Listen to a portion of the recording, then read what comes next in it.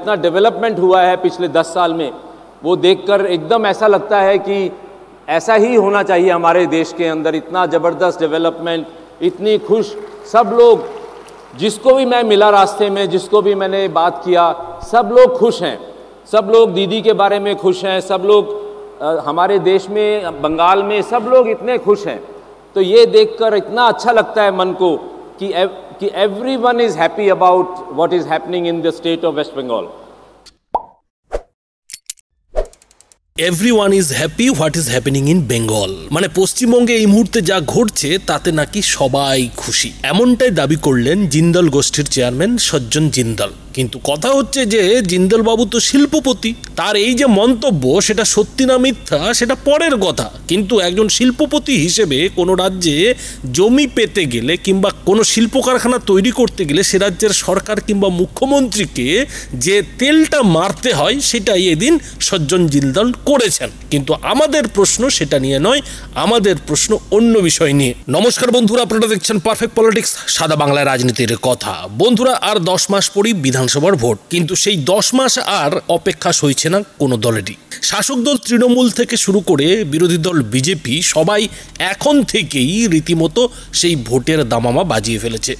এমনকি সিপিএমের মতো দলও গতকাল ব্রিগেড করে ফেললো, ব্রিগেড করে রীতিমতো দেখিয়ে দিল যে তারাও এই 2026-এর বিধানসভা ভোটের জন্য তৈরি। আর এই অবস্থায় দাঁড়িয়ে যেটা দেখা যাচ্ছে যে মুখ্যমন্ত্রী মমতা বন্দ্যোপাধ্যায় শালবনীতে গিয়ে রীতিমতো জিন্দালদের নতুন তাপবিদ্যুৎ কেন্দ্রের শিলান্যাস করে ফেললেন। আর সেই তাপবিদ্যুৎ কেন্দ্রের শিলান্যাস করার পরেই মুখ্যমন্ত্রী মমতা বন্দ্যোপাধ্যায় রীতিমতো কটাক্ষের সুরে বিরোধীদের যেটা বললেন যে দেখো দেখো, যারা দেখতে পাও না যে এই রাজ্যে শিল্প হয় না, শিল্প কারখানা তৈরি হয় না, তারা দেখো যে এই শিল্প কারখানা কিভাবে হচ্ছে। যারা বলে হচ্ছে না তাদের বলবো নিজে চোখে দেখুন। দেব রাইটলি বলেছে, সৌরভ রাইটলি বলেছে, জুন রাইটলি বলেছে। আমি জানি জিন্দালদের এখানে একটা সিমেন্ট হাব আছে, that also I inaugurated, if I remember correctly. That time you offered me a green shawl, I preserve it because I know that. তারপরে আমি এখানে এসেছি তার কারণ আরও 2000 একর্স অফ ল্যান্ডের মধ্যে JSW is doing a industrial park. It will create more and more jobs. And I told them to set up a skill training center here. আমি মনে করি যে আজকে যে ইন্ডাস্ট্রিয়াল পার্ক এবং JSW যে 2000 একর জমিতে ইন্ডাস্ট্রিয়াল পার্ক তৈরি করবার উদ্বোধন করলেন, এটা বিগেস্ট অ্যাচিভমেন্ট অফ বেঙ্গল।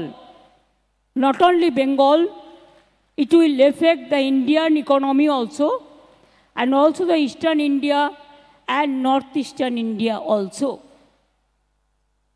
আপনারা জানেন এই জেলাতে now the industrial destination is Bengal, because Bengal is the gateway of Northeastern region, Eastern region, and also the gateway of 5-6 neighboring country. এছাড়াও BGBS আপনারা দেখেছেন অনেকে যারা বলেন বাংলায় তো कुछ नहीं होता है। अरे सोचिए, हमारा 7 BGBS जब हुआ, हमारा इन्वेस्टमेंट का कितना प्रपोजल आया था? 19 लाख करोड़ का। अभी इम्प्लीमेंटेशन कितना हो गया?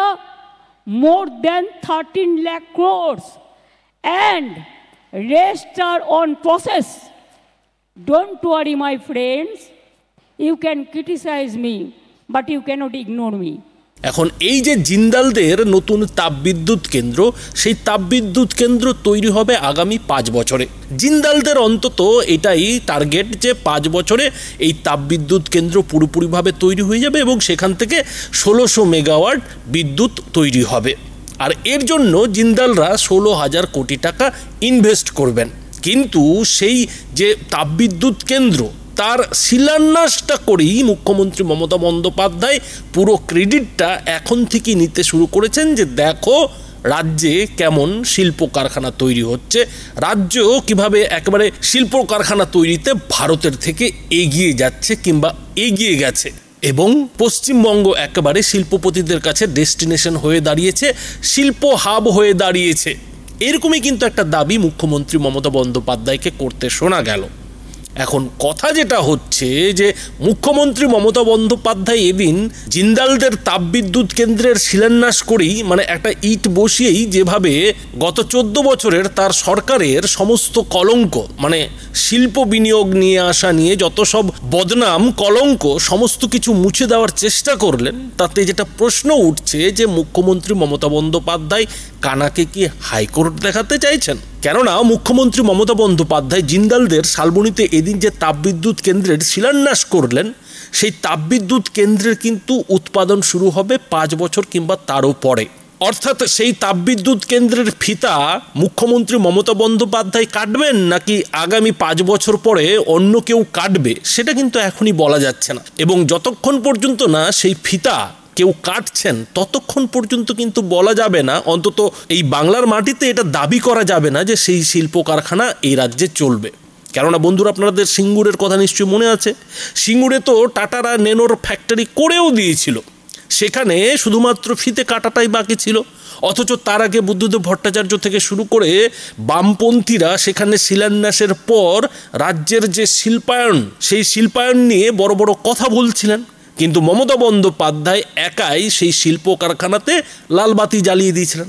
ফলে এই যে জিন্দালদের তাপবিদ্যুৎ কেন্দ্র, সেই তাপবিদ্যুৎ কেন্দ্রে যতক্ষণ পর্যন্ত না ফিতে কাটা হবে, যতক্ষণ না সেখান থেকে তাপবিদ্যুৎ উৎপাদন হবে, ততক্ষণ পর্যন্ত কোনো শিল্প কারখানা এই রাজ্যে আদৌ পুরোপুরিভাবে তৈরি হবে কি না সে নিয়ে কিন্তু প্রশ্ন থেকেই যাচ্ছে।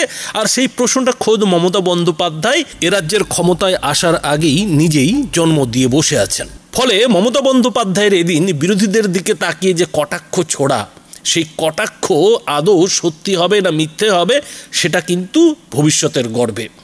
এখন কথা যেটা হচ্ছে যে যেহেতু সামনে ভোট আসছে, ফলে বন্ধুরা খেয়াল করবেন যে এখন রাজ্যে নানান কর্মকাণ্ড শুরু হয়ে গেছে। আর সেই কর্মকাণ্ডর মধ্যে একদিকে যেমন কালীঘাটে স্কাইওয়াক তৈরি হচ্ছে, ঠিক তেমনই দীঘার সমুদ্রে রীতিমতো জগন্নাথ দেব ভেসে আসছেন। অর্থাৎ একদিকে যেমন হিন্দু ভোটারদের মন পাওয়ার চেষ্টা চলছে, উল্টো দিকে যে শিল্পায়ন নিয়ে এত সমালোচনা, বিরোধীদের এত কটাক্ষ, সেই শিল্পায়নেরও কিন্তু রীতিমতো এখন শিলান্যাস শুরু হয়ে গেছে। উৎপাদন কবে হবে, সেখান থেকে কবে তাপবিদ্যুৎ বেরোবে সেটা পরের কথা, কিন্তু শিলান্যাসটা শুরু হয়ে গেছে। মন্দের ভালো যে এ রাজ্যে অন্তত শিল্পের শিলান্যাসটা মুখ্যমন্ত্রী মমতা বন্দ্যোপাধ্যায় করতে শুরু করলেন। কিন্তু প্রশ্ন উঠছে যে মমতা বন্দ্যোপাধ্যায় কি একটু দেরি করে ফেললেন না? মমতা বন্দ্যোপাধ্যায় কি এই শিল্পায়নের যে চেষ্টা তার সরকারের, সেই চেষ্টায় একটু বেশি সময় কাটিয়ে ফেললেন না? কেননা সামনেই কিন্তু ভোট, আর এই ভোটকে সামনে রেখেই যে মুখ্যমন্ত্রী মমতা বন্দ্যোপাধ্যায়ের শিল্পায়নের দিকে শিলান্যাসের চেষ্টা, সেই বিষয়ে কোনো সন্দেহ নেই। কিন্তু কথা যেটা হচ্ছে যে এই শিল্পায়নের নামে শিলান্যাস করি কি বাংলার ভোটারদের বোঝানো যাবে? বাংলার বিরোধীদের কি মুখ বন্ধ করা যাবে? আর তার থেকেও যেটা বড় কথা যে মুখ্যমন্ত্রী মমতা বন্দ্যোপাধ্যায় যেসব বড় ইস্যুতে এখন একেবারে রীতিমতো ধাক্কা খেয়ে বসে আছেন, সেগুলোই বা তিনি সামাল দেবেন কি করে? 26,000 শিক্ষক শিক্ষিকার চাকরি বাতিলের পরে যে লোকসান, সেই লোকসানকে এই জিন্দালদের তাপবিদ্যুৎ কেন্দ্রে শিলান্যাস করে পুষিয়ে দেওয়া যাবে? বাংলার মানুষ কি, বাংলার বেকার সমাজ কি সেটা মেনে নেবেন? এই প্রশ্নগুলো কিন্তু উঠছে। আর এদিন শালবনীর যে অনুষ্ঠান, সেই শালবনীর অনুষ্ঠানকে কেন্দ্র করে আরও একটি প্রশ্ন উঠছে যে রাজ্যের যে হবু শিল্পপতি সৌরভ গাঙ্গুলি, তিনি এদিন জিন্দালদের যে তাপবিদ্যুৎ কেন্দ্রের শিলান্যাস, সেই অনুষ্ঠানে হাজির তো থাকলেন বটে, কিন্তু তার যে ওই শালবনীতেই শিল্প কারখানা গড়ে তোলার কথা, গড়ে তোলার যেটা তিনি কথা দিয়েছেন রাজ্য সরকারকে, রাজ্যবাসীকে, তারই বা কি হলো? সৌরভ গাঙ্গুলি বা কবে তার শিল্প কারখানার শিলান্যাসটা করবেন? সেটাও কি এই আগামী 10 মাসের মধ্যে সম্ভব হবে? হয়তো হতে পারে, কেননা মমতা বন্দ্যোপাধ্যায় তার যে শিল্পায়নের গতি, সেই গতিটা দেখানোর জন্য হতে পারে আরও 2-4 জন শিল্পপতিকে দিয়ে শিলান্যাসটা করিয়ে রাখতে পারেন, আর তার মধ্যে সৌরভ গাঙ্গুলির নাম থাকতে পারে। কিন্তু এদিন মঞ্চে যেটা দেখা গেল যে সৌরভ গাঙ্গুলি সারাক্ষণ মাথা নিচু করে ফোন টেপাটেপি করে গেলেন। তিনি হয়তো বুঝতে পেরেছেন যে তার মতো শিল্পপতির এই মঞ্চটা খুব যে একটা মানায় তা কিন্তু না, কিন্তু মুখ্যমন্ত্রী ডেকেছেন, বলেছেন হয়তো যে থাকতে হবে। ফলে বাংলার হবু শিল্পপতি হিসেবে কিন্তু এদিন সৌরভ গাঙ্গুলিকে এই শালবনীর জিন্দালদের যে তাপবিদ্যুৎ কেন্দ্রের শিলান্যাসের অনুষ্ঠান, সেই শিলান্যাসের অনুষ্ঠানে দেখা গেল। এ নিয়ে আপনাদের কি মতামত? আপনাদের মতামত অবশ্যই এই ভিডিওটির নিচে কমেন্ট বক্সে লিখে জানাবেন। ধন্যবাদ।